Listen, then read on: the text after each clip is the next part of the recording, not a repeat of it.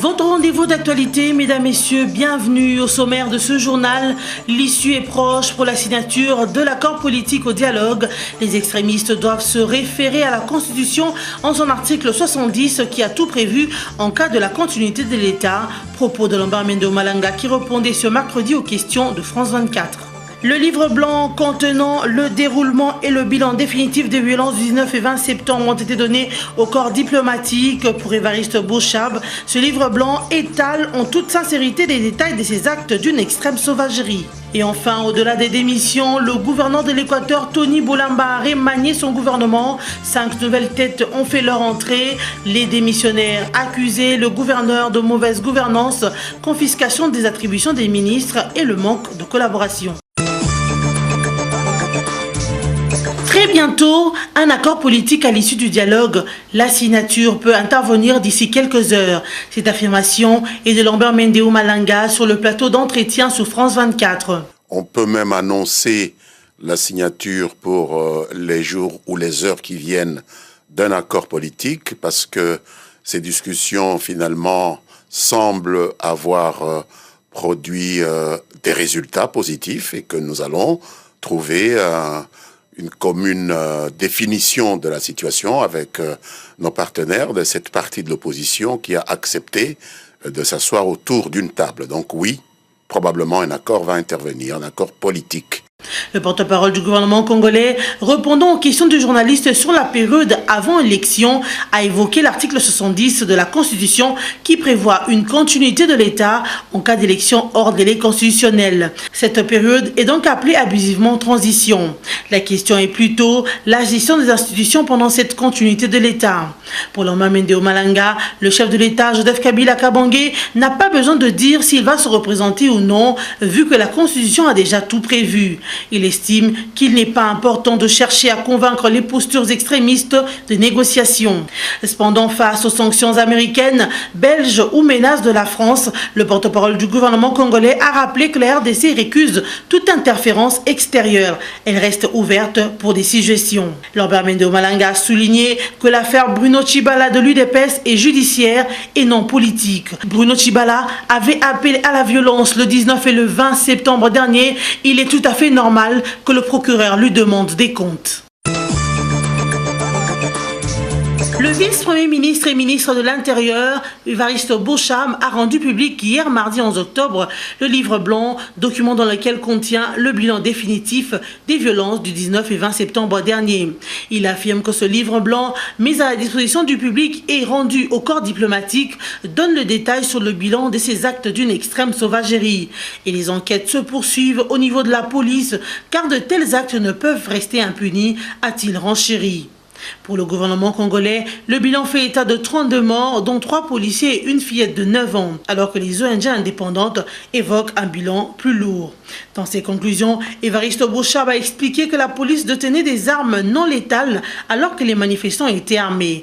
Il a qualifié ce mouvement d'insurrectionnel car il y a eu des actes d'une violence extrême. Pour rappel, pendant 2 jours, le 19 et le 20 septembre dernier, la capitale congolaise avait été le théâtre de pillages et affrontements meurtriers entre les forces de l'ordre et les jeunes, réclamant ainsi le respect de la Constitution. C'est avec une apparence fatiguée, amaigrie et coiffée d'un chapeau sur lequel on pouvait lire « Paix pour tous » que le chef des guerres Gédéon Kyungu Mutanga et 100 de ses combattants se sont rendus ce mardi 11 octobre aux autorités de la province du Haut-Katanga, au village de Malambwe, à 70 km de Lubumbashi. Ils ont remis aux responsables militaires les armes, les arcs, les flèches et les amulettes qu'ils détenaient. Gédéon Kyungu Mutanga était au départ financé par M. Laurent Désiré Kabila pour combattre l'armée rwandaise.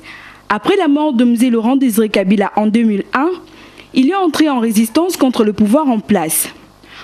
Entre 2004 et 2006, sa milice Maïmaï a sémé la terreur et commis des exactions dans le territoire des Mitwaba, Pweto et Manono avant l'arrestation de leur chef. Après son évasion de la prison de Kassapa à Lubumbashi en septembre 2011, Gédéon Kyungu s'est réinstallé dans le territoire des Mitwaba où il s'est réorganisé avec le soutien de certains politiciens de la province du Katanga. Aujourd'hui, en se rendant aux autorités, il déclare être venu répondre à l'appel du chef de l'État qui veut la paix et qu'il est disposé à affronter la justice au sujet des poursuites judiciaires. Tout ceci suscite plusieurs questionnements quand on sait qu'à ces jours, plusieurs de ces bourreaux du Katanga ont disparu de la scène politique. Gédéon Kyungu s'est-il rendu parce qu'il se sent fragilisé? Est-ce parce que ses parents l'ont lâché ou encore le projet de balkanisation du Katanga s'est avéré un échec? C'est donc une affaire à suivre. Bruno Tshibala, transféré ce mercredi à la prison centrale de Makala. Le secrétaire général adjoint de l'UDPS a été arrêté dimanche dernier à l'aéroport international de Njili. D'après son avocat, il est accusé d'être l'un des auteurs de violences enregistrées lors de manifestations du 19 et 20 septembre à Kinshasa. Jean-Marc Kaboun, secrétaire général de l'UDPS, demande donc au procureur général de la République de libérer Bruno Tshibala, secrétaire général adjoint de l'UDPS, actuellement à la prison de Makala. Bruno Tshibala a été détenu d'abord par les services de la DGM, ensuite transféré au casier judiciaire toute la journée de mardi où il devait être entendu, puis au parquet général où il n'a toujours pas été entendu jusqu'à son transfèrement à la prison centrale de Makala, affirme son chef direct Kabound. Arrêté depuis dimanche 9 octobre par les services de sécurité alors qu'il se rendait en Belgique, Bruno Tshibala est accusé d'être l'un des organisateurs de la marche de l'opposition qui a dégénéré et occasionné plusieurs dizaines de morts à Kinshasa et dans d'autres provinces de la RDC. Le président de la CENI, Corneille Nangaa, a réceptionné 60 tonnes de kits bureautiques en provenance de la Chine aux entrepôts centraux de la CENI. Ces matériels sont destinés à l'opération de révision du fichier électoral dans les provinces de l'Équateur, au Katanga, au Lomami, le Laba, Mongala, Sud-Ubangui et la Chouapa.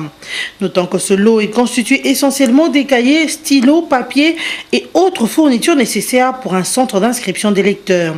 Ainsi, ce lot constitue une première livraison d'une série qui est attendue en provenance de la Chine.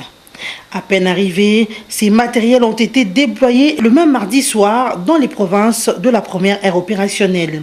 Soucieux du travail bien fait, Corneille Nangaa supervisait personnellement la réception de ces matériels.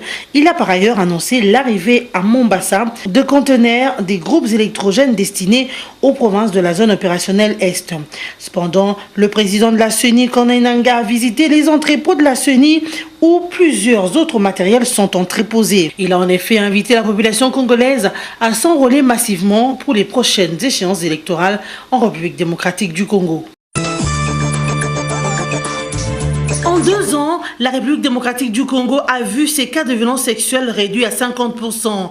Une affirmation de Janine Mabunda, représentante personnelle du chef de l'État en charge de lutte contre les violences sexuelles et le recrutement d'enfants. Au cours de la conférence sur l'évaluation des engagements en faveur de la réduction des violences sexuelles qui se tient à Kinshasa, ce bilan a été salué par les représentants spéciaux de l'ONU en cette matière. Ces chiffres indiquent qu'avec l'engagement politique et le soutien de partenaires, la RDC peut atteindre son objectif, celui de cas zéro de violence sexuelle.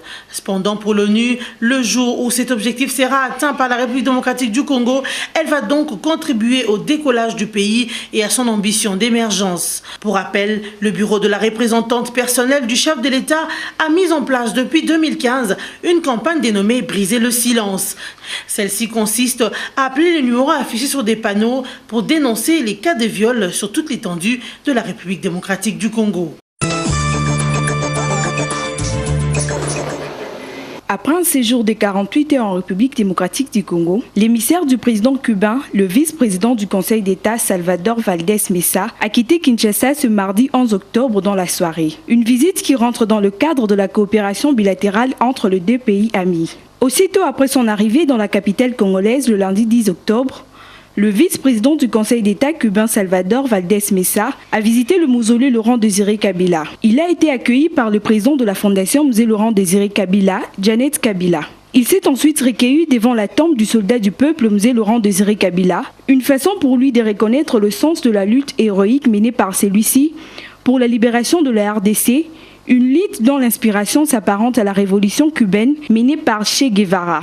Dans la même journée du lundi, le vice-président du Cuba s'est rendu à l'Académie des Beaux-Arts. Sous la conduite du secrétaire général académique de cette institution, le professeur Jean-Pierre Ndouanawesh, il a visité l'atelier de la céramique et de la sculpture. Là encore, il a découvert et apprécié à leur juste valeur les œuvres d'art des étudiants congolais. Le mardi 11 octobre, le vice-président du Conseil d'État cubain Salvador Valdés Mesa a eu un entretien avec le président de la République Joseph Kabila Kabange, au cours duquel un accent était mis sur la coopération entre les deux pays amis. Plus tôt dans la journée, il a été reçu par le président de l'Assemblée nationale Aubin Minakou et celui du Sénat Kengoa Dondo. Avec Minakou, les réchauffements de relations diplomatiques entre le Cuba et la RDC a constitué leur échange. Après une série de démissions du 5 au 10 octobre dernier qui ont secoué le gouvernement provincial de l'Équateur, Tony Bolamba a procédé le mardi 11 octobre au remaniement de son gouvernement.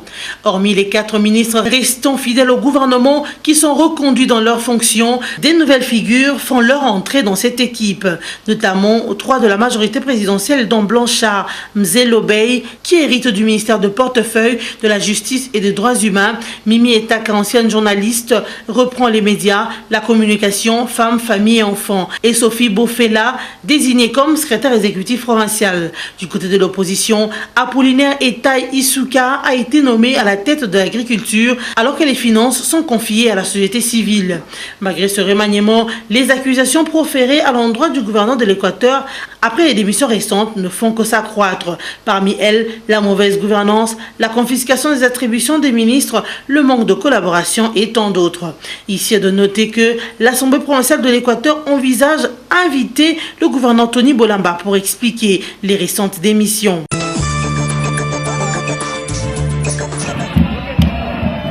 Sit-in au domicile du gouverneur de la province du Sud-Kivu, Marcelin Tichambo, par des militants de son parti politique PPRD. Mardi dernier, sa résidence officielle a été envahie par des jeunes de son parti, l'accusant de mégestion selon des sources proches du PPRD de la province. Le porte-parole de ces jeunes affirme que leurs griefs sont directement transmis au gouverneur Marcelin Tichambo. Au sein du PPRD, ce sit-in est considéré comme une insubordination de la part de militants. Par conséquent, ces militants devront être sanctionnés. Interrogé, Marcelin Tichambo dit rester démocrate et que cette affaire est une crise interne du PPRD. Moi, je suis un démocrate de haut niveau. Même vous pouvez venir manifester. À Londres, il y a une place où on va injurier qui on veut toute la journée et puis on rentre dormir chez soi, content d'avoir injurié. Et il s'agit de quoi finalement? C'est interne à nous-mêmes, ça ne vous regarde pas, sinon vous allez dans la vie privée des gens. Fin de cette saison d'information, mesdames, messieurs, voici l'essentiel de l'actualité. L'issue est proche pour la signature de l'accord politique au dialogue. Les extrémistes doivent se référer à la Constitution en son article 70 qui a tout prévu en cas de la continuité de l'État. Propos de Lambert Mendo Malanga qui répondait ce mercredi aux questions de France 24. Le livre blanc contenant le déroulement et le bilan définitif des violences du 19 et 20 septembre ont été donnés au corps diplomatique pour Évariste Bochab. Ce livre blanc étale en toute sincérité les détails de ces actes d'une extrême sauvagerie. Et enfin, au-delà des démissions, le gouverneur de l'Équateur, Tony Bolamba, a remanié son gouvernement. 5 nouvelles têtes ont fait leur entrée. Les démissionnaires accusés, le gouverneur de mauvaise gouvernance, confiscation des attributions des ministres et le manque de collaboration. Merci de rester fidèle à BSC TV. On se donne rendez-vous très prochainement.